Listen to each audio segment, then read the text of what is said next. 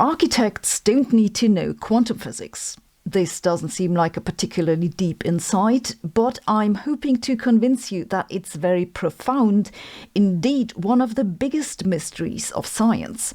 And a recent paper made a pretty good step to solve this mystery. Let's have a look. For all we currently know, everything in the universe is made from 25 elementary particles held together by 4 forces. This sounds, let's be honest, somewhat boring. But out of these 25 building blocks, the universe has created a bewildering variety of structure. Galaxies, bacteria, planets, hurricanes, humans, societies, cat memes. Far from boring. The universe creates complexity out of simplicity by a process we call emergence. Loosely speaking, emergence means that small objects collect into larger ones, and the larger ones follow new natural laws in their own right. That's loosely speaking. Strictly speaking, we don't know what it means. And that's the problem. Emergence is the reason why architects don't need to know quantum physics. The laws of statics emerge from quantum physics. The details of the individual particles' quantum behavior don't matter. Emergence is also the reason why we can talk about the orbits of planets without knowing exactly what they're made of. And emergence is also why a degree in particle physics doesn't make you a good heart surgeon. Physicists call this the separation of scales, that we can talk about different laws of nature at different levels of resolution. On the deepest level, on the smallest distances, we have the standard model of particle physics. When we go to larger scales, we get atomic nuclei, atoms, molecules, materials, and eventually human beings and their troubles. The interesting thing is now that the most complex systems that we know, humans or human societies, do not have this clean separation of scales. If you take drugs, then tiny molecular reactions will affect the entire body, and that in turn can affect other people. And the other way around, humans have built big particle colliders that affect what's going on at much shorter scales. To use a somewhat simpler example, the Earth's weather and climate depends on the physics of many different scales and actually mixes them together. Somehow, this mixing of scales seems to be essential to complexity. This is why understanding emergence is the key to understanding complexity. When it arises, why it arises, and what we even mean by it. And in the new paper, a group from the University of Sussex put forward a mathematical definition for emergence. They quantified the independence of large-scale structures from the underlying details in 2 ways. One is by using what they call causal closure among a group of properties. This basically means that you can formulate natural laws on one level of resolution without needing input from the underlying detail. A good example is a computer. You can explain the logical flow of a computer algorithm without knowing what the computer is made of that the algorithm runs on. This is why some people think that computer science is in some sense more fundamental than particle physics. Usually these people are computer scientists. The other idea in the new paper is to ask how redundant the details of the underlying structure are. Say you want to make a traffic flow prediction. You don't really need to know exactly where each driver came from and went to. You just need certain classes of typical drivers, daily commuters, occasional shoppers, long distance through traffic, and so on. And if you do that, you'll still get the correct prediction. To put this differently, you can lump together many drivers into certain classes. Traffic flow is highly lumpable, and the more lumpable a process is, so the idea, the more it's causally closed. They call this property lumpability. I'm not making this up. This is really how they call it. They then use these 2 notions of emergence to quantify emergent properties in some examples. One example that they use are cellular automata. A cellular automaton is a simple algorithm in which a line of pixels is updated one by one according to a simple rule. The fascinating thing is that some of these rules give rise to very complex patterns. In the paper, they show that their formalism correctly actually identify some features in these simulations as emergent, which is pretty cool. They also look at numbers built up of pixels. These numbers form new objects in their own rights, which can then be used to, say, describe whether statements are false or true. I find this to be a very interesting development that can have a lot of applications, especially in artificial intelligence. But there are many other cases where this could be useful. Think of identifying weather systems or activist groups. Emergence is really everywhere. If you take one thing away from this video, it should be that lumpability is a technical term. Instead of complaining that men are all the same, I shall henceforth say they're highly lumpable. I got several questions this week about a few headlines that said something about a new study that challenges dark matter and that it's possible to create gravity without mass. That sounds very interesting, so I had a look at the paper. The idea in the paper is based on a peculiar property of gravity that you might have heard of but forgotten, so maybe let me start with recalling it. It's that inside a hollow sphere there's no gravitational attraction. This is already the case in Newtonian gravity, but it's also true in Einstein's theory of general relativity, even though in this case one strictly speaking has no force. That there's no gravitational pull inside a hollow sphere is a matter of geometry. Suppose you're near this side of the sphere. The gravitational pull of the mass closest to you has the strongest pull. But there's more mass further away from you, so which one wins out? Well, if you add it all up, you find that the total gravitational pull is exactly zero. It's like when people complain about me on Twitter, it averages out to zero. To explain dark matter with this, the author of the new paper proceeds roughly as follows. Suppose you not only have positive mass, but also negative mass. Yes, there's no negative mass, so this is kind of like saying suppose you have a laser-eyed unicorn. But let's leave this aside for now. I'll come back to this later. So let's just assume some matter with negative mass exists somewhere out there.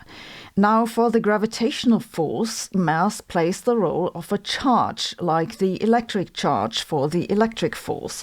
You can see this if you compare Newton's law of gravity with Coulomb's law for the electric force. The masses act like charges. The difference is that for the electric interaction, like charges repel and unlike charges attract. For gravity, like charges attract and unlike charges repel. To come back to the paper, we now put a shell of negative mass inside a shell of positive mass, but so that the total mass is zero. Since the total mass is zero, the gravitational pull outside the two spheres is zero. We also know that the gravitational pull inside is zero because it's a sphere, but between the two spheres, the gravitational pull isn't zero. Now suppose you have a normal positive mass moving towards the shells from the inside. It feels no gravitational pull until it reaches the innermost shell, then it gets repelled by that negative mass behind it and attracted by the one ahead. Then it passes through and there's no gravity anymore. The result is that it was accelerated. Now you have to imagine that you move these spheres towards each other until they sit right on top of each other. You then have a solution that has no mass because the negative and positive masses cancel each other out, but that generates a sudden acceleration. Perfect for those days when you have trouble getting out of bed. If you were to do the maths of the example that I just gave, it wouldn't work. What he does in the paper is somewhat more complicated, but the gist of it is the same. No total mass, but a sudden acceleration. So this is where the idea comes from that you can have gravity without mass. It's because you have both positive and negative mass together on the shell. How does this help with explaining dark matter? Well, remember that one of the observations that we usually attribute to dark matter is that the outer parts of spiral galaxies rotate too fast. Yes, this is also the case for the Milky Way. You see, the velocity of a star in its orbit around the center of a galaxy is determined by the gravitational pull that comes from the matter inside the orbit. The higher the gravitational pull, the faster the star needs to go to stay in that orbit. It's kind of like you need to pedal faster on your your bike, the more snacks you've eaten. The author of the new paper now says there are like 1 billion or so of these no-mass shells inside of galaxies, and they gradually increase the acceleration as you go further to the outer reaches of a galaxy. So it looks like dark matter, even though there's no mass. You might think that the obvious problem with this idea is that we've never seen any particles with negative mass. And yes, that's that. But I think it's not any worse than dark matter, which we've also never seen, have we? Maybe negative mass is out there, we just haven't measured it yet. And let's be honest, dark matter is so mainstream now, it makes poor headlines. No, the major problem is the stability of these shells. Remember that for gravity, like charges attract and unlike charges repel. If you push together like and unlike, they'll not stay on the shell. They'll want to separate. And they'll also not stay in a shell, of course, they'll try to clump. It's a long story, but I tried something very similar about 10 years ago. It didn't work. Now, it's quite possible that I'm missing something and I think this is a nice idea, but I'm rather skeptical that it'll work. Though I must admit I'm very tempted by getting a pair of anti-gravity shoes. I've been talking about AI so much I've almost forgotten to look at what's going on in quantum computing. But the funniest thing happened. Remember that a few weeks back I told you about what I thought was the most impressive quantum computation at the time. A chief scientist at that company now accidentally claimed that this calculation could be done better by a non-quantum computer. So now what? Quantum computers are useless after all? I have the summary. Quantum computing, so the fairy tale goes, is the next big thing in technology. Any nation that likes to think of itself as advanced has poured crazy amounts of money into it. I think that quantum computers will remain niche applications, and most of that money is wasted. But then I'm just a cranky woman with a YouTube channel, and there are more intelligent people deciding what to do with your taxes. The news today is about a battle between two fundamentally different ways of doing quantum computations. The one is what's called a universal quantum computer, or sometimes a gate-controlled quantum computer. It works very similarly to conventional computers.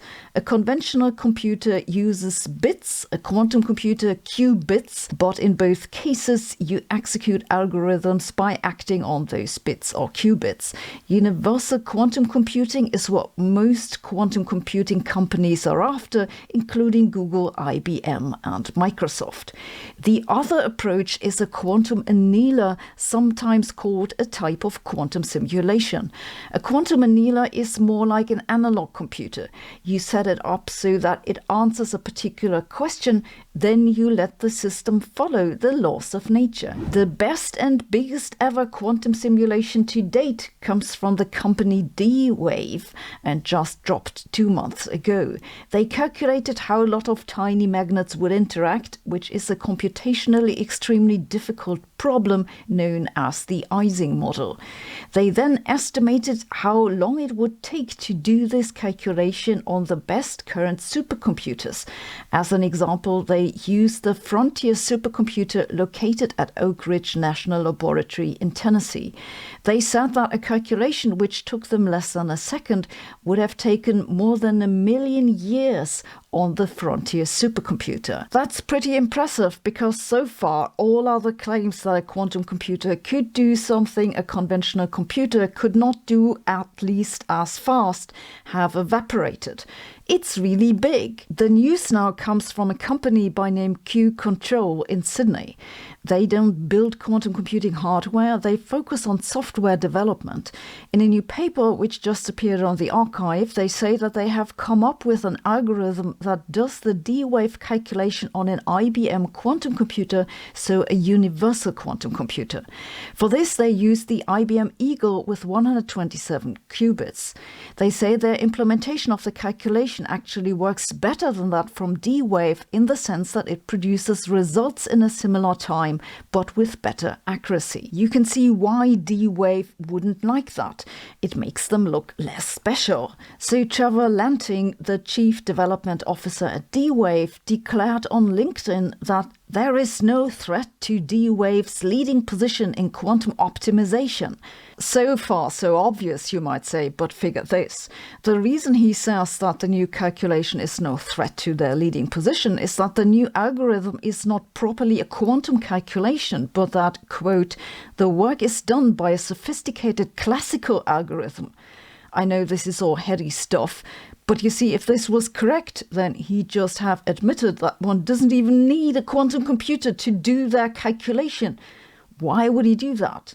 One of the authors from the Q-Control paper was similarly confused and pointed out that actually this isn't correct, that it is indeed properly quantum.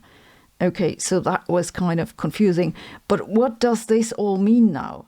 It means basically that universal quantum computers aren't as far behind quantum simulators as we thought.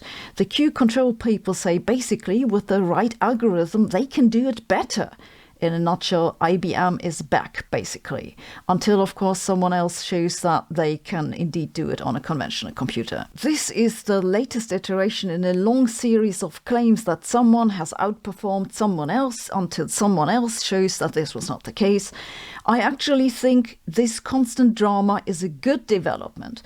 Not just because it gives me something to talk about, but also it demonstrates how competition is advancing the field. Though that said, in the end it doesn't really matter all that much who is a few seconds faster, but who can do it for less money. So really I think the metric they should be using is dollars per digit. I recently read that the world has crossed 1.5 degrees of warming above the pre-industrial level, the limit set in the Paris Agreement. Then I read that we crossed it several years ago. Then some climate scientists objected. Then I read that the average temperature in 2023 was 1.56 degrees above pre-industrial, but that this doesn't mean we have breached the 1.5 degree threshold. So now what? Have we or have we not breached the threshold of the Paris Agreement? That can't be so hard to answer. I've had a look. Last year in November, the climate scientist Jim Hansen called the Paris goal deader than a doornail and said that anybody who understands the physics knows that. Another climate scientist, Michael Mann, said in response, I've got 3 degrees in physics and I can tell you that Jim is wrong. In January, a Nature comment vaguely said that 1.5 degrees are approaching. In February, headlines declared we had crossed the 1.5 degree threshold. In case you still aren't sufficiently confused, here's how the climate scientist Michael Mann recently tried to explain this. So here you can see the zero. That's not quite the true zero here because there's already been warming. But on this scale, 1.5 C is this where my cursor is. The black curve remains below 1.5 C. So the baseline here, you can quibble over what the right baseline is. So let's not worry too much about that. If we say that 1970 is sort of where we were, was our baseline, and we're measuring relative to that, then 1.5 C is this tick mark and this line, this horizontal line here. And so basically it's like 2035 or so. If you extrapolate the curve, you use actually a more rigorous baseline. This isn't quite the right zero. If you use the right, isn't that way off? We're talking about late 1800s and you're using 1970. What am I missing here? There's been there's like half a degree or something, isn't it? That how much? Let's see if we can. That means we're already way over. 1. No, we're not. Here, let's get the.